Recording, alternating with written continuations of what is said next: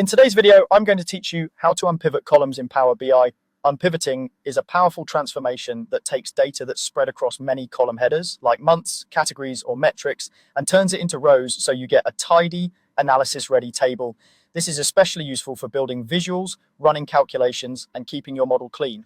Start by opening your Power BI desktop app on your computer. From there, go to one of your existing reports so we can work with a table that's already loaded. On the left side of the window, switch to the table view. This view lets you see the raw columns and rows of your dataset, which is perfect for preparing to unpivot. Next, locate your table in the fields list, right-click it, and choose Edit Query. This opens the Power Query editor where all your data transformations happen. Think of it as a safe workspace. Changes here are recorded as steps and don't alter your source file. You can always adjust or remove a step if you need to. At the top of the Power Query editor, go to the Transform tab. This is where you'll find the Unpivot commands. If you already know exactly which columns you want to reshape, you can click Unpivot Columns on the ribbon.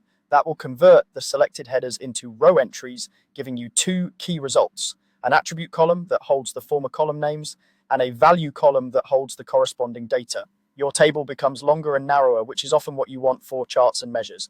If you want more control, click the drop-down next to Unpivot Columns. You'll see two options: Unpivot Other Columns and Unpivot Only Selected Columns. Unpivot Only Selected Columns means you pick the columns that should be turned into rows. Great when you have specific measure columns like Jan, Feb, and Mar.